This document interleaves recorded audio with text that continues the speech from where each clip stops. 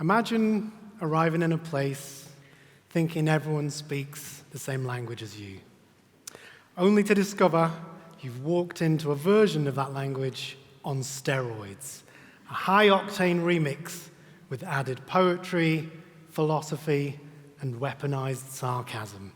Welcome to Northern Ireland. I am what is known locally as a blowin, which to those of you not from this part of the world may sound like a hay fever symptom, but it is in fact a new arrival. My family of blow-ins and I blew into this beautiful part of the world a couple of years ago. And ever since we arrived, I've been obsessed with Northern Irish sayings. I'm a writer who loves wordplay, and I find myself inspired every day by these bite-sized nuggets of linguistic genius. If you think all the world's best writers are novelists, playwrights, and poets, you'd be wrong. You'll also find some roasting you in 3 words outside a chippy on the Falls Road. The world has never been noisier in terms of communication, but as people, we've never felt more disconnected. In this particular part of the universe, conversation is an art form. Actually, it could be an Olympic sport, and I think that's something worth learning from.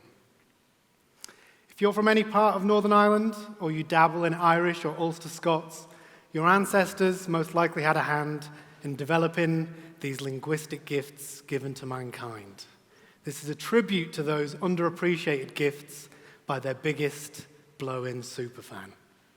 Now, had I have been from this part of the world, I might have started my talk more like this, and absolutely I will not be attempting the accent. What's the crack? Hope you're not foundered, scundered to 100, or up to high dough. If you're sitting there with a face like a Lurgan spade, thinking this guy clearly floated up the lagan in a bubble, I would ask you to wind your neck in, quit your gurning, and give my head peace. For the next few minutes, I'll try and ensure that the crack remains at 90. If it dips below that, you have my permission to slap me round the coupon. Now, if you're not from this part of the world, that last 30 seconds, once again, probably didn't make a huge amount of sense. But these sayings have a way of getting inside your head. Let the words swaddle your ears. When we first moved here, the sayings didn't make much sense to me. A taxi driver asked if I was away to get my head showered, and I presumed he was hinting I needed a hair wash. Turns out he was talking about clearing your mind. When my father-in-law said, "Your bum's a plum," I immediately ordered 4 more pairs of those tight-fitting jeans. But turns out he was just saying, "I don't believe you." And when the person who makes the nicest lattes in our local coffee shop leant over the counter and said, "Your Mars, your da," it led to an awkward conversation with my parents. And it turns out I still have no idea what that saying means, but I'm sure it was something very lovely.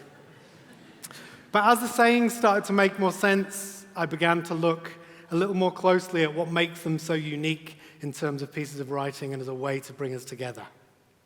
So what is the anatomy of a Northern Irish saying? Well, I've boiled it down to 4 key ingredients, as demonstrated by my highly scientific pint chart. Now, this isn't just a pint for pint's sakes. It's also because pint is an acronym for the ingredients themselves.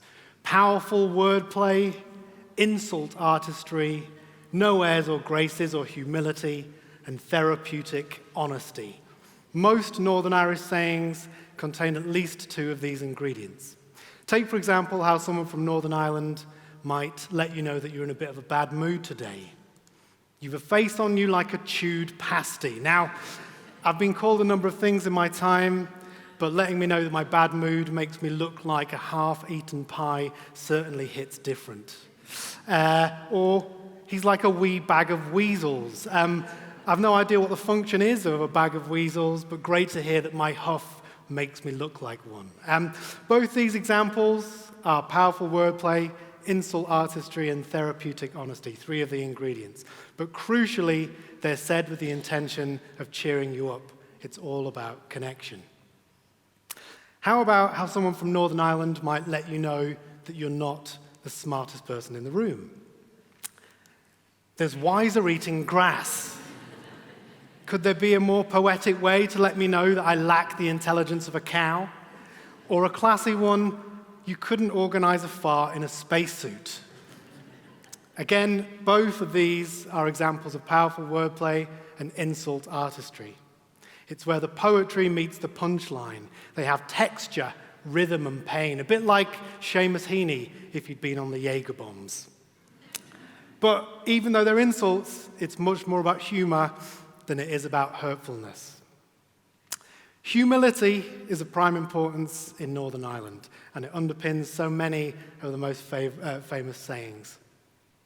Here's a few examples of how someone from Northern Ireland might let you know you're getting a bit carried away. If he was chocolate, he'd eat himself. Now, we all have a friend that matches this description, and if you can't think of one, it might be you. Then there's the famous, he's lost the run of himself. I've got a story, an example of this being used in a second. And this isn't to be confused with the one my wife likes to use if I haven't got off the sofa for a few hours. David, you've barely walked the length of yourself. And then the classic, catch yourself on. I love catch yourself on. It's emotional regulation in 4 syllables, a masterclass in self-awareness and course correction. And it also speaks to the honesty ingredient, having the bravery to tell someone that they're getting ideas above their station, or notions. A friend of mine was in a pub recently when Rory McIlroy was on TV talking about having achieved his historic Masters win. Someone in the pub turned to their friend and said, "He's lost the run of himself, that Rory McIlroy," which is, of course, crazy, considering he'd just become literally one of the greatest people in the history of his sport. But it's a good example of how important it is to stay humble in Northern Ireland. And if someone from here is having literally the best night of their life, they might say that the crack is 90. But why is it 90 and not 100? Well, I can only presume it's because you wouldn't want the crack losing the run of itself, that's why. Thank you.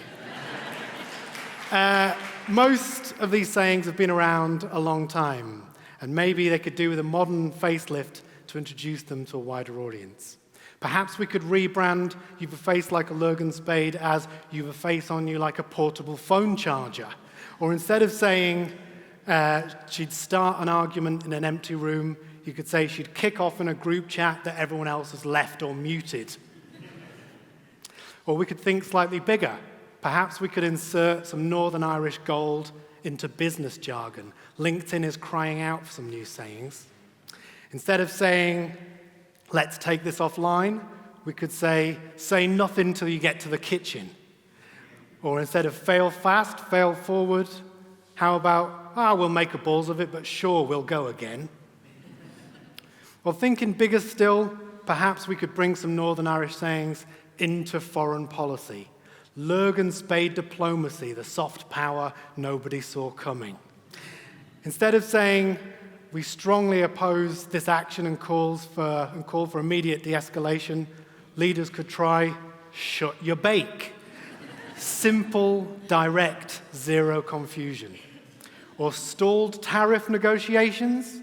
Perhaps the powers that be could put out a statement saying, "Stop acting the maggot, wise up, and get this thing signed, or I'll be round your hoop with a scrubbing brush." Maybe not that one.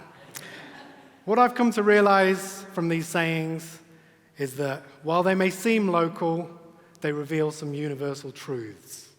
The importance of staying grounded, the joy of laughing at ourselves, and the need for connection.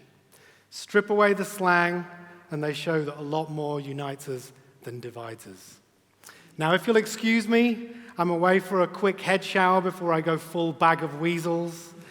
Don't forget to catch yourself on. Thanks for listening, you wee Hallians. That's us now.